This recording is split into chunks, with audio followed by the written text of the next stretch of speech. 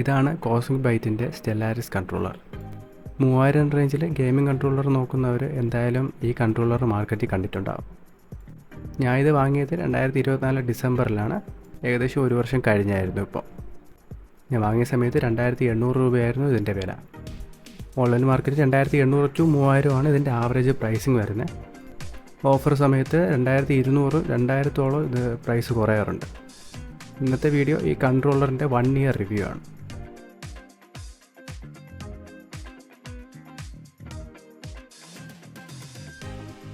നമുക്ക് ആദ്യം തന്നെ ഇതിൻ്റെ ബിൽഡ് ക്വാളിറ്റി ഒന്ന് നോക്കാം. ഈ കൺട്രോളർ ആദ്യമായിട്ട് കയ്യിലെടുക്കുമ്പോൾ തന്നെ നമുക്കൊരു സോളിഡ് ഫീല് തോന്നും. അതുകൊണ്ട് തന്നെ ഒരു ചീപ്പ് ഫീലൊന്നും തോന്നത്തില്ല. ഈ കൺട്രോളറിൻ്റെ 2 സൈഡിലും ടെക്സ്ചേർഡ് ഫിനിഷാണ്. അതുകൊണ്ട് തന്നെ നല്ല ഗ്രിപ്പ് പ്രൊവൈഡ് ചെയ്യുന്നുണ്ട് ലോങ് ഗെയിമിംഗ് സെക്ഷനിൽ.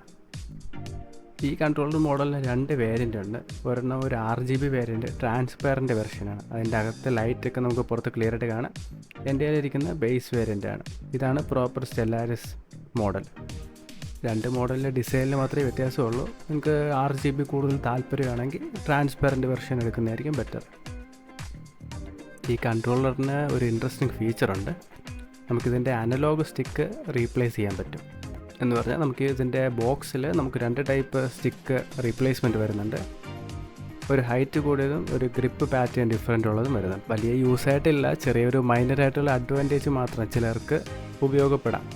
ഓരോരുത്തരുടെ പ്ലേ സ്റ്റൈൽ പോലെ ഇരിക്കും. മെയിനായിട്ട് ചില റേസിംഗ് ഗെയിംസിന് ചെറിയ സ്റ്റിക്ക് അഡ്വാൻറ്റേജ് ആയിട്ട് വരും. ഷൂട്ടിംഗ് ഗെയിംസിന് കുറച്ച് വലിയ ട്രാവലുള്ള വലിയ സ്റ്റിക്ക് ഹൈറ്റ് ഉള്ളത് അഡ്വാൻറ്റേജ് ആയിട്ട് വരും. പിന്നെ ഇതിൻ്റെ സ്റ്റിക്ക് ഞാൻ അധികം റീപ്ലേസ് ചെയ്യാനായിട്ട് സജസ്റ്റ് ചെയ്യത്തില്ല. കാരണം ഇത് എടുക്കാനും തിരിച്ച് വെക്കാനും നല്ലൊരു പ്രഷർ കൊടുക്കേണ്ട ആവശ്യമുണ്ട്. കുറച്ചധികം പ്രഷർ കൊടുത്താൽ ചിലപ്പോൾ പൊട്ടിപ്പോകാനുള്ള പേടി വരെ വരാറുണ്ട് ഇടയ്ക്ക്. 1 ഇയർ കഴിഞ്ഞിട്ടും എനിക്ക് സ്റ്റിക്ക് ഡ്രിഫ്റ്റ് പോലത്തെ ഇഷ്യൂസൊന്നും ഇതുവരെ വന്നിട്ടില്ല. അതിന് മെയിൻ റീസൺ ഇതിലുള്ള ഹാൾ എഫക്റ്റ് സെൻസർ തന്നെയാണ്. നോർമൽ കൺട്രോളേഴ്സിൽ പൊട്ടൻഷ്യോമീറ്റർ സെൻസറാണ് വരുന്നത്. അതിൻ്റെ ഡിസഡ്വാൻറ്റേജ് എന്ന് വെച്ചാൽ ഓവർ ടൈം തേയ്മാനം കാരണം അതിൽ ഇതുപോലത്തെ സ്റ്റിക്ക് ഡ്രിഫ്റ്റ് ഇഷ്യൂസ് വരാറുണ്ട്.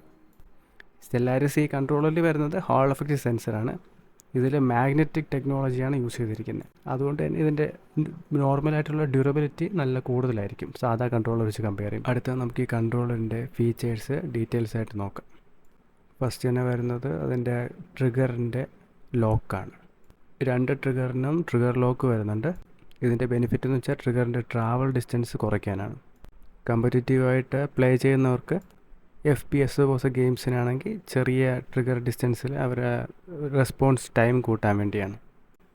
ഈ കാണുന്ന 2 മാക്രോ ബട്ടൺസ് പ്രോഗ്രാമബിളാണ്.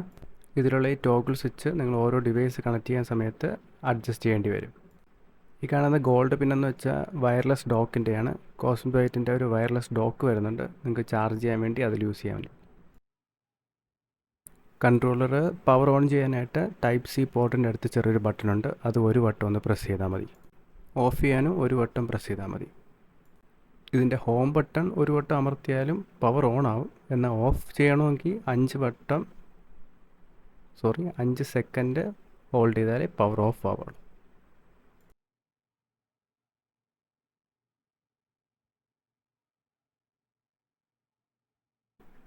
നമുക്ക് ഈ കൺട്രോളിൽ ഈസി ആയിട്ട് ഇതിൻ്റെ ബാറ്ററി എത്ര പെർസെൻറ്റേജ് ഉണ്ടെന്ന് അറിയാൻ പറ്റും.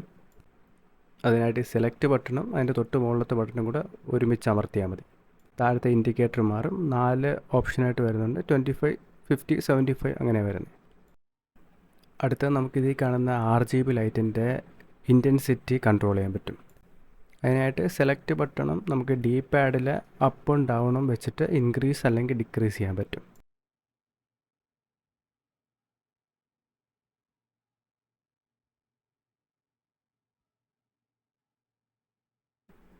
നമുക്ക് ഈ RGB ലൈറ്റും ആക്ഷൻ ബട്ടണിൽ വരുന്ന ആ ലൈറ്റും കംപ്ലീറ്റ്ലി ഓഫ് ചെയ്യാൻ പറ്റും.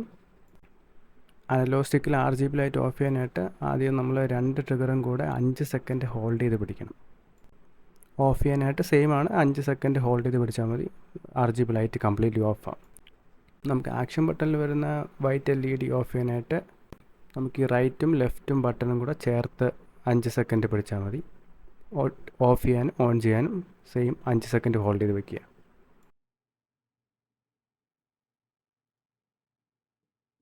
നെക്സ്റ്റ് ഇതിൻ്റെ RGB ലൈറ്റിൻ്റെ ഓരോ മോഡ്സായിട്ട് നമുക്ക് ചേഞ്ച് ചെയ്യാൻ പറ്റും.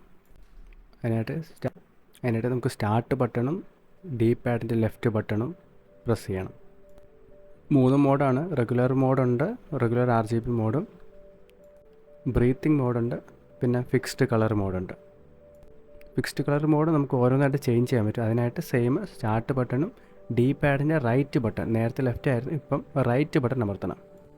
ഓരോന്നായിട്ട് അമർത്തുമ്പോൾ ഓരോ കളറായിട്ട് മാറും. മോഡ് ചേഞ്ച് ചെയ്യാനാണെങ്കിൽ സ്റ്റാർട്ട് ബട്ടണും ഡി പാഡിൻ്റെ ലെഫ്റ്റും, സിംഗിൾ കളർ ഓരോന്നായിട്ട് ചേഞ്ച് ചെയ്യാനാണെങ്കിൽ സ്റ്റാർട്ട് ബട്ടണും ഡി പാഡിൻ്റെ റൈറ്റും. നെക്സ്റ്റ് സെലക്ട് ബട്ടണും ലെഫ്റ്റ് ഡി പാഡും കൂടെ അമർത്തി കഴിഞ്ഞാൽ RGB ലൈറ്റ് നമ്മൾ അനലോഗ് സ്റ്റിക്ക് തൊടുമ്പോൾ മാത്രമേ ഓൺ ആവുള്ളൂ. ഇങ്ങനത്തെ ഒരുപാട് കസ്റ്റമൈസ് ചെയ്യാൻ പറ്റിയ ഒരു ഡിവൈസാണ് ഈ കൺട്രോളർ.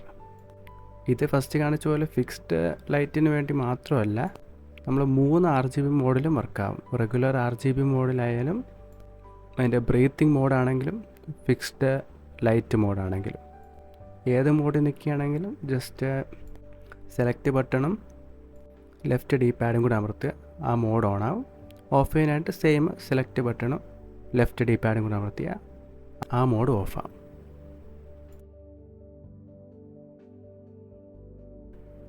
ഈ കൺട്രോളർ നമുക്ക് 3 രീതിയിൽ കണക്ട് ചെയ്യാം. മെയിനായിട്ട് ഓൾറെഡി ഒരു വയർലെസ് കൺട്രോളർ ആയതുകൊണ്ട് തന്നെ ബ്ലൂടൂത്ത് സപ്പോർട്ടും ഉണ്ട്. അല്ലാതെ PC കണക്ട് ചെയ്യാനാണെങ്കിൽ നമുക്കൊരു 2.4 GHz ഒരു ഡോങ്കിളും വരുന്നുണ്ട്. മാത്രമല്ല Type-C കേബിളും കൂടെ വെച്ച് ചാർജ് ചെയ്യാൻ മാത്രമല്ല കണക്ട് ചെയ്യാനുള്ള ഓപ്ഷനും ഉണ്ട്.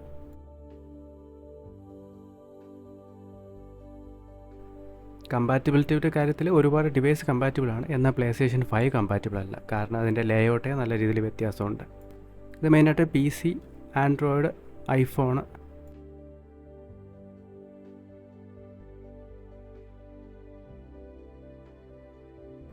ഗെയിമിംഗ് സെക്ഷനിൽ ഒട്ടും തന്നെ ഇൻപുട്ട് ഡിലേ എന്ന് പറഞ്ഞാൽ ഇഷ്യൂ ഇല്ല.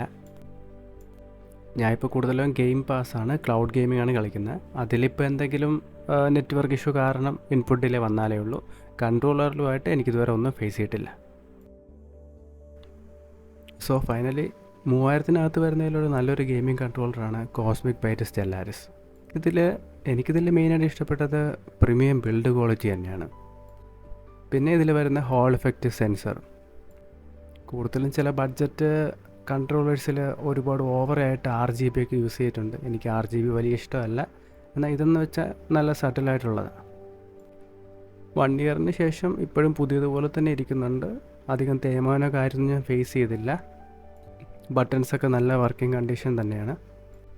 ഓരോ പ്ലേ സെക്ഷനിലൊക്കെ തോക്കുമ്പോൾ എനിക്ക് ഓർമ്മയുണ്ട്, ചിലപ്പോൾ ഇറക്കിയൊക്കെ ബട്ടണിൽ പ്രസ് ചെയ്യാറുണ്ട്. എന്നിട്ട് പോലും ഇപ്പോഴും നല്ല രീതിയിൽ പുതിയതുപോലെ തന്നെ ബട്ടൺസൊക്കെ നിൽക്കുന്നുണ്ട്. എന്തായാലും എനിക്ക് നല്ല രീതിയിൽ റെക്കമെൻഡ് ചെയ്യാൻ പറ്റുന്ന ഒരു പ്രോഡക്റ്റാണിത്.